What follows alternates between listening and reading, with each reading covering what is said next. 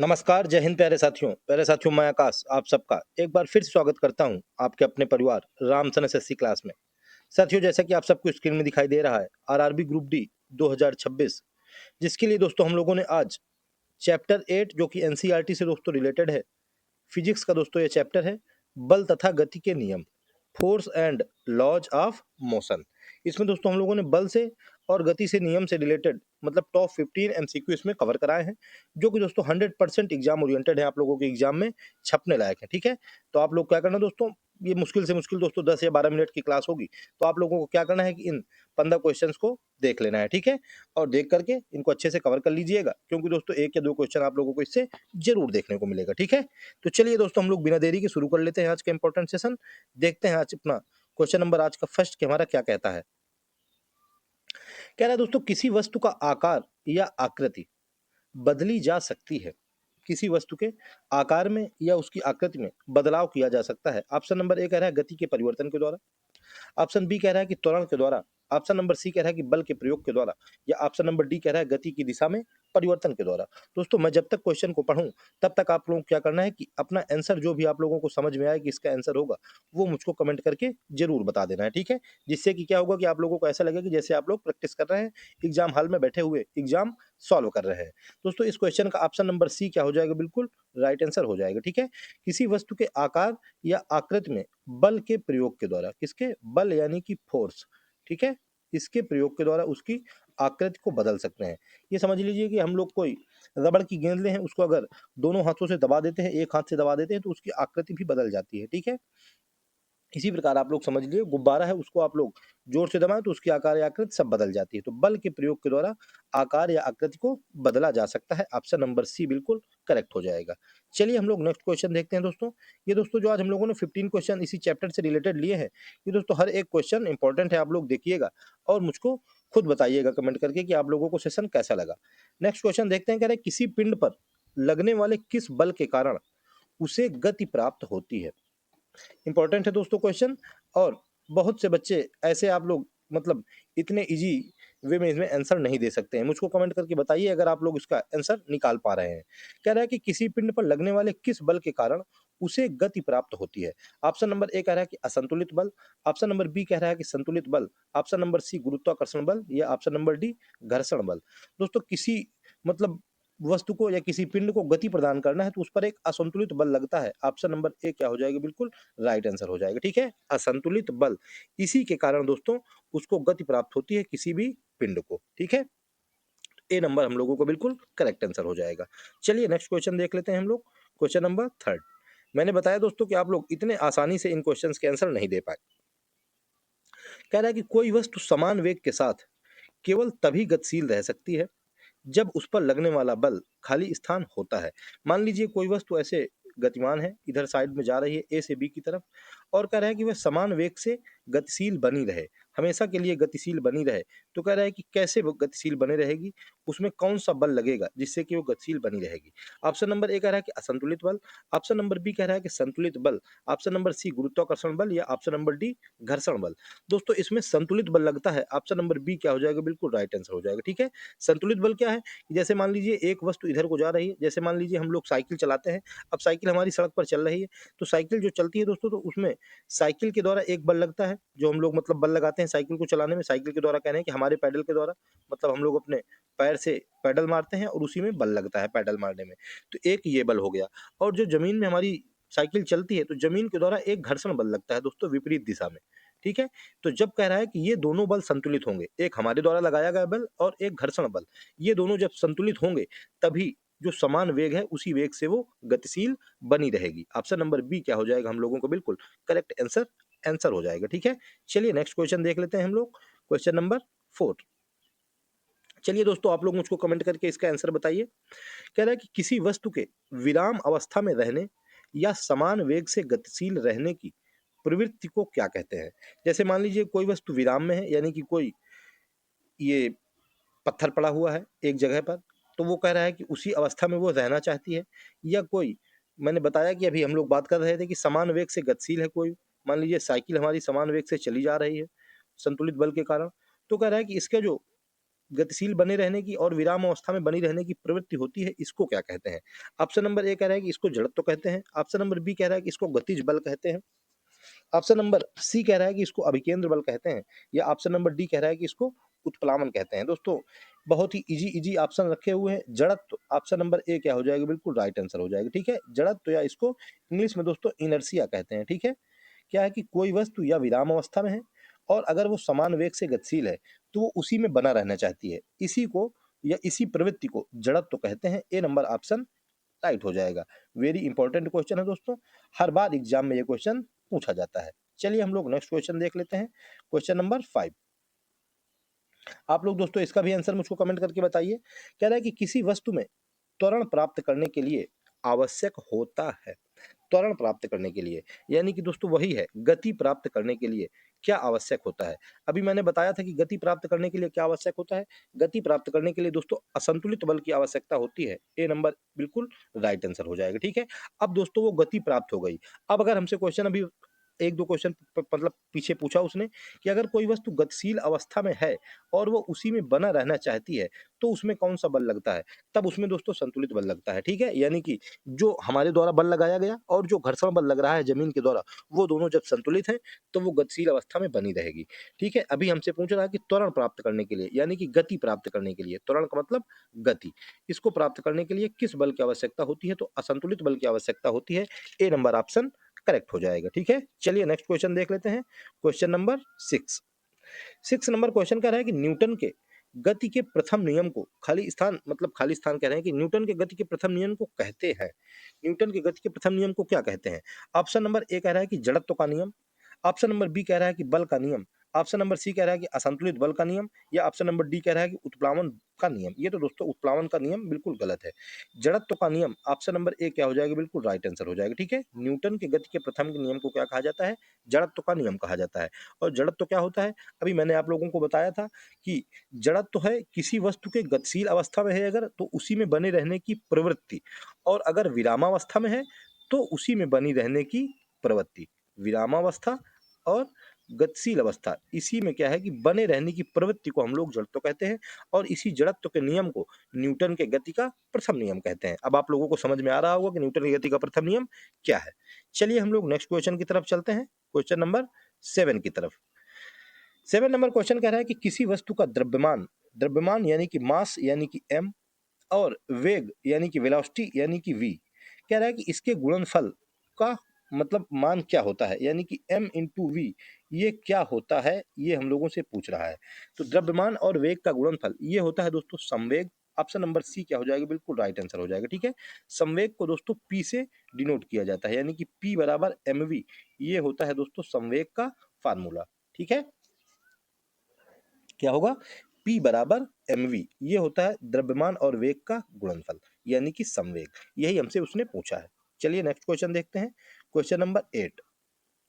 8 number question कह रहा है कि किसी वस्तु के संवेग में परिवर्तन करता है, संवेग में परिवर्तन कौन करता है।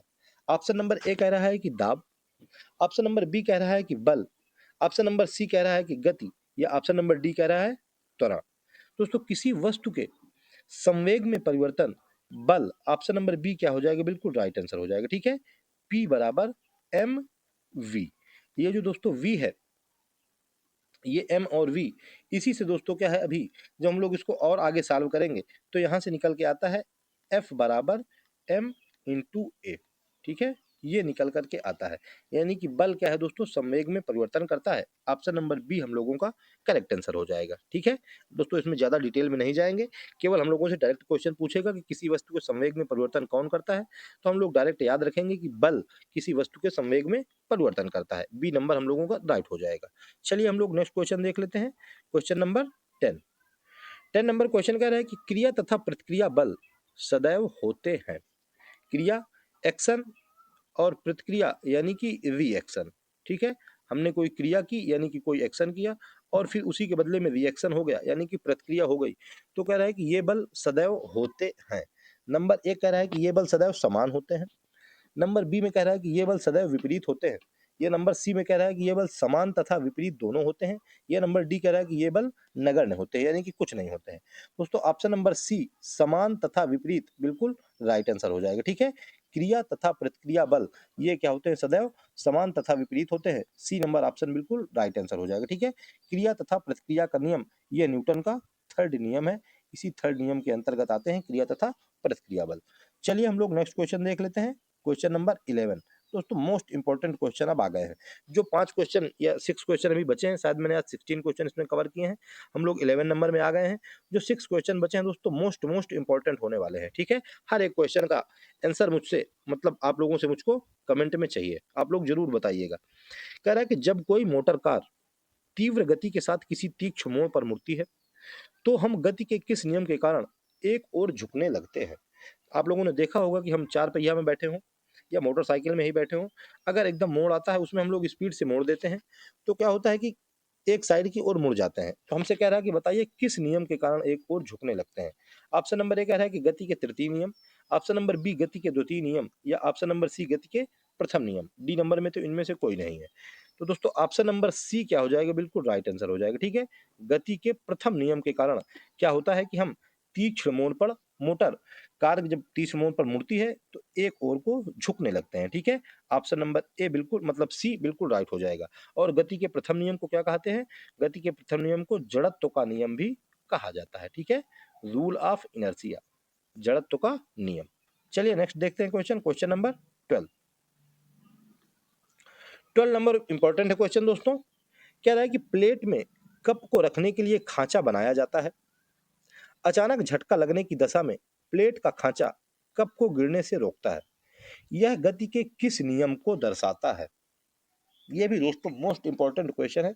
आप लोगों ने देखा होगा कि सबके घरों में दोस्तों जब ये चाय पीने वाले कप होते हैं, इसमें हम लोग जब मतलब प्लेट में लग के इसको बाहर लेके जाते हैं तो आप लोगों ने देखोगे सभी प्लेटों में खांचा बना होता है।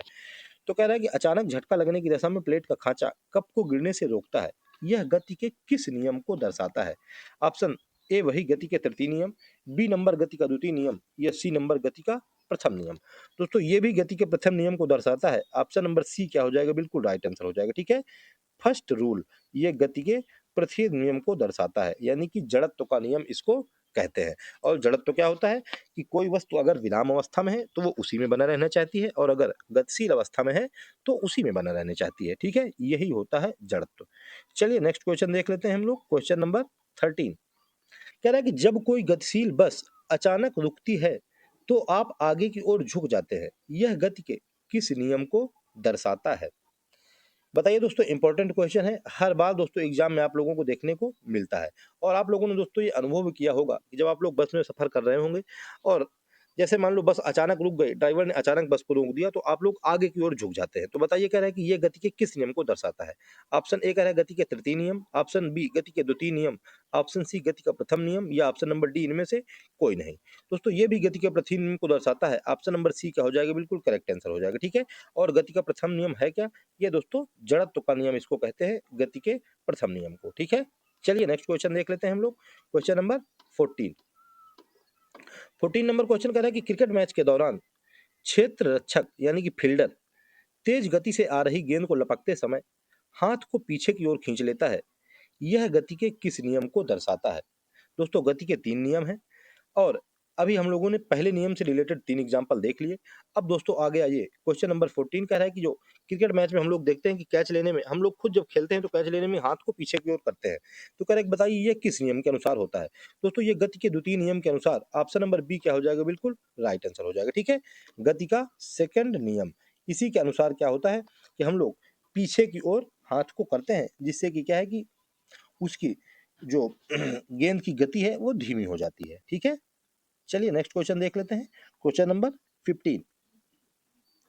कह रहा है कि नाविक के आगे की ओर कूदने की स्थिति में नाव गति के किस नियम के कारण पीछे की ओर गति करती है। ये भी दोस्तों आप लोगों ने अनुभव किया होगा, जब आप लोग नाव में बैठे होंगे और जब नाव आपके किनारे में आई होगी, आपसे कहा गया होगा कि चलिए अब आप उतर जाइए। तो जब उतरे होंगे आप जमीन पर, तो जैसे ही आप लोगों ने जमीन पर पैर रखा होगा नाव से, तो नाव पीछे की ओर गति करने लगती है। तो कह रहा है कि बताइए यह गति के किस नियम के कारण होता है। ऑप्शन ए गति का तृतीय नियम, ऑप्शन बी गति का द्वितीय नियम, ऑप्शन सी गति का प्रथम नियम, या ऑप्शन नंबर डी इनमें से कोई नहीं। यह दोस्तों गति के तृतीय नियम के कारण होता है। ऑप्शन नंबर ए बिल्कुल राइट आंसर हो जाएगा। ठीक है, गति का तृतीय नियम होता है दोस्तों क्रिया प्रतिक्रिया का नियम। ठीक है, क्या होता है, क्रिया और प्रतिक्रिया का नियम, एक्शन रिएक्शन का नियम। इसी हम लोगों ने आगे की ओर एक्शन लिया, नाव ने पीछे की ओर रिएक्शन कर दिया, तो गति का तृतीय नियम ऑप्शन नंबर ए बिल्कुल राइट हो जाएगा। चलिए नेक्स्ट क्वेश्चन देख लेते हैं हम लोग। क्वेश्चन नंबर 16 नंबर क्वेश्चन कह रहा है कि बंदूक का द्रव्यमान गोली के द्रव्यमान से बहुत अधिक होता है। क्या कह रहा है कि बंदूक का द्रव्यमान गोली के द्रव्यमान से बहुत अधिक होता है, इसलिए बंदूक का त्वरण गोली के त्वरण से खाली स्थान होगा। क्या होगा कह रहा है कि बंदूक का त्वरण गोली के त्वरण से, नंबर ए कह रहा है कि अधिक होगा, नंबर बी कह रहा है कि कम होगा, नंबर सी कह रहा है कि बराबर होगा, या नंबर डी कह रहा है कि इनमें से कोई नहीं। दोस्तों ऑप्शन नंबर बी कम होगा बिल्कुल राइट आंसर हो जाएगा। ठीक है, क्या कि बंदूक का द्रव्यमान यह दोस्तों गोली के द्रव्यमान से बहुत अधिक होता है, इसलिए जो बंदूक का त्वरण है यानी कि जो बंदूक की गति है वह गोली की गति से कम होगी। ठीक है, जिसका दोस्तों द्रव्यमान अधिक होगा उसकी गति कम होगी, यानी कि गोली की गति क्या होगी, अधिक होगी, और बंदूक की गति कम होगी। त्वरण यानी कि आप लोग गति समझ लीजिएगा, ऑप्शन नंबर बी बिल्कुल राइट आंसर हो जाएगा। ठीक है, तो दोस्तों ये थे आज के टॉप 16 क्वेश्चन जो कि मोशन और बल यानी कि बल तथा गति के नियम से संबंधित क्वेश्चन थे, फोर्स एंड मोशन के नियम से संबंधित, जो कि दोस्तों मुझको उम्मीद है कि आप लोगों को पसंद आए होंगे। अब अगर दोस्तों आप लोगों को पसंद आए हो तो फिर एक प्यारा सा कमेंट करके मुझको जरूर बताइएगा, और अगर चैनल पर नए हो तो चैनल को सब्सक्राइब करना मत भूलिएगा। ठीक है, और दोस्तों इस सेशन को आप लोग अगर अच्छे से तैयार कर ले रहे हैं तो आप लोग अपने 2 नंबर जो कि आरआरबी ग्रुप डी में आप लोगों के इसी चैप्टर से पूछे जाएंगे, आप लोग बिल्कुल पक्के कर लेंगे। ठीक है, तो ठीक है दोस्तों, आप लोग इस सेशन को देखिए, मैं आप लोगों के लिए नेक्स्ट चैप्टर लेकर के आता हूं। तब तक के लिए जय हिंद, जय श्री राम।